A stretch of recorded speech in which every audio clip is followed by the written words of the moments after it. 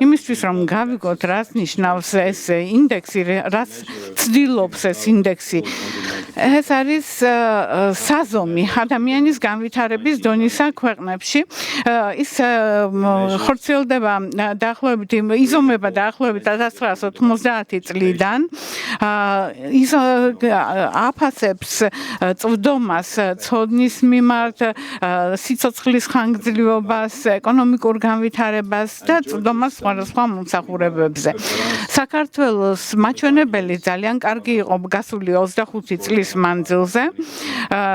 ამჟამად ის გაიზარდა, ამ პერიოდში გაიზარდა 2020 წლიდან გაიზარდა დაახლოებით 20%-ით, რაც ნიშნავს, რომ მთელი რიგი პროგრესი იქნა მიღწეული ბევრ სხვადასხვა სფეროში, მომსახურებების წვდომაზე.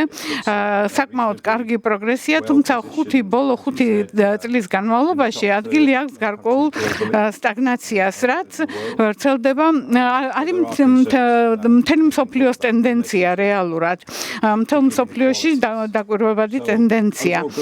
მთლიანობაში პროგრესი კარგია, ტენდენცია პოზიტიურია, მაგრამ სამუშაო არის გასაკეთებელი ბევრი. საქართველოს მაჩვენებელზე კიდევ ერთხელ მინდა გკითხოთ, რამ განაპირობა საქართველოს ასეთი მაჩვენებელი, რა ფაქტორებმა იმოქმედა?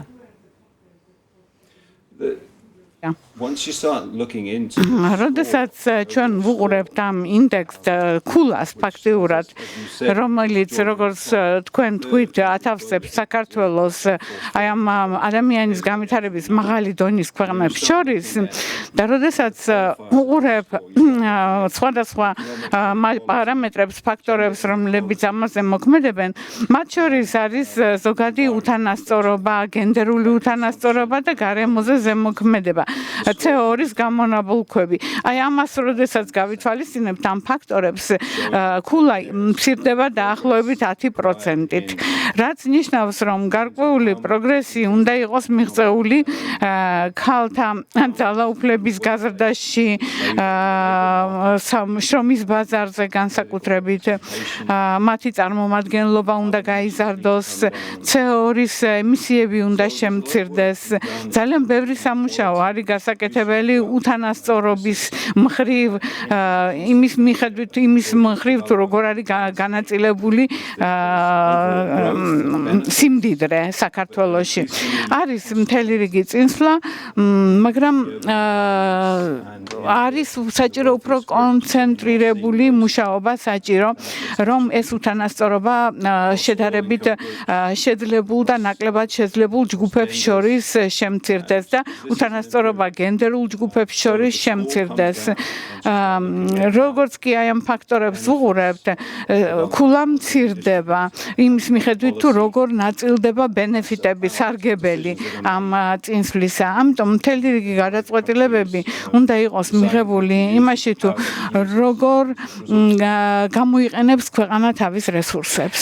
თქვენ წეგანაც აღნიშნეთ და ამაზე უფრო ცვლად მინდა რომ ვისაუბროთ, გაეროს განვითარების პროგრამის თანახმად ინდექსი სტაბილურად იზრდებოდა მთელ მსოფლიოში 10 წლეულების განმავლობაში, თუმცა შეინიშნება ტემპის შენელება და იმ შემთხვევაში თუ ნელი განვითარების პროგნოზი იქცევა ახალ რეალობად, 2030 წლისთვის დასახული მიზნების მიღწევა შესაძლოა რამდენიმე ათეული წლით დაგვიანდეს, ეს წერია სწორედ ინდექსში.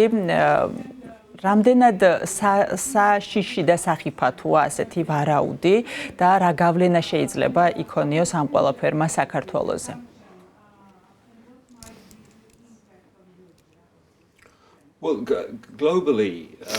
გლობალურად ჩვენ უნდა გავიგოთ, რომ საქართველო არ არის მარტო ამ სტაგნაციაში და ეს არის ის, რაც ხდება ძალიან ბევრ სხვა ქვეყნებში, განსაკუთრებით პანდემიის შემდეგ. ჩვენ დავინახეთ, რომ განვითარების ტემპები 35 წლის განმავლობაში იზრდებოდა და შემცირდა, შენელდა პანდემიის შემდეგ. მანამდე უთანასწორობა სულ უფრო და უფრო მცირდებოდა. და ეხლა პირიქით ესე იგი ეს განსხვავებები ზრდას იწყებს მაგალითად განათლების სფეროში და ეს არის გარკვეულწილად იმედგამაცრუებელი ფაქტორი იმიტომ რომ ეს იყო ამასაც შეუძლია კონდეს გლობალური შოკი ისევე როგორც პანდემიას ის ზემოქმედებას ახდენს ეკონომიკურ სისტემებზე მულტინაციონალურ ურთიერთობებზე და ფაქტიურად ჩვენ ეხლა დავბრუნდით რეგრესიული გახდა ჩვენი განვითარება ეკონომიკური ნაციონალიზმი გავრცელდა იზრდება დავალიანებები პოლიტიკური სისტემები ჩამოყალიბდა რომლებიც ხელს არ უწყობენ თანამშრომლობას და ეს არის გარკვეულწილად შედეგი ამ ფაქტორებისა ეს არ არის დიდი შოკი, დიდი ძლიერი შოკი, მაგრამ ეს არის გარკვეული უკუსლა. და თუმცა საქართველო არ არის იზოლირებული და ის არის აი ამ გლობალური სისტემის და ტენდენციის ნაწილი.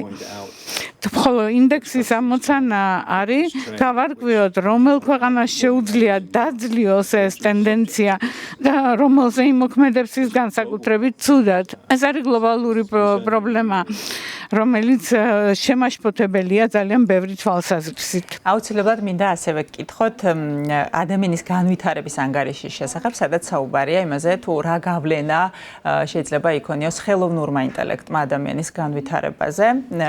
როგორია პროგნოზი, რა შეიძლება იყოს, რა მასშტაბი შეიძლება იყოს ის გავლენა, რასაც ხელოვნური ინტელექტი მოახდენს ადამიანის განვითარებაზე.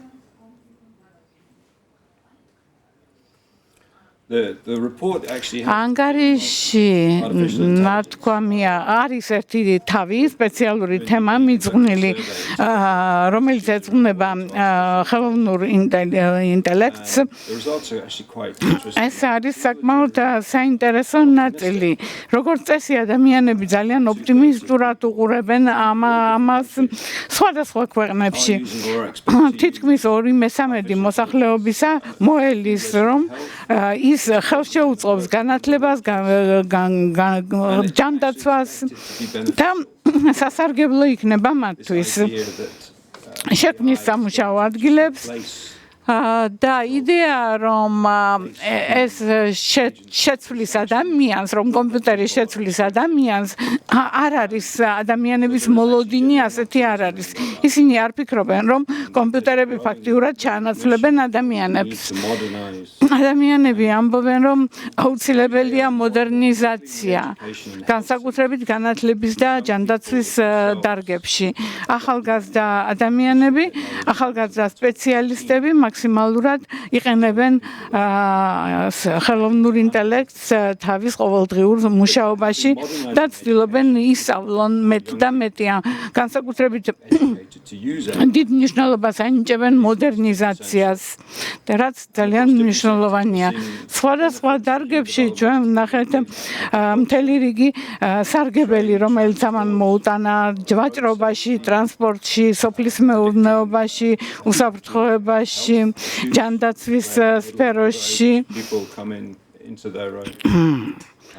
და ეს რომ პოტენციალი მისი არის ძალიან დიდი, უშველებელი და მთავარი არის როგორ მართავთ მას, როგორ გამოვიყენებთ მას. თუ ის დარჩება რეგულირების მიღმა სრულად, არის საფრთხე, რომ ის სიტუაცია გახდეს ცოტათი ქაოტური, რომ ძალიან ბევრი სპამები და არასწორი ინფორმაცია გავრცელდეს და ადამიანს მოუწევს განასხვაოს სიმართლე ყველანაირი მცდარი ინფორმაციისგან, რომელიც შეიძლება გავრცელდეს კომპიუტერების ინტერნეტის მეშვეობით.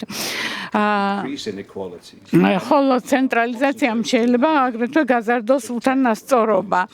ამიტომ მთავრობა უნდა თანამშრომლობდეს, უნდა ძალიან ფრთხილად მიუდგეს ამის მართვას.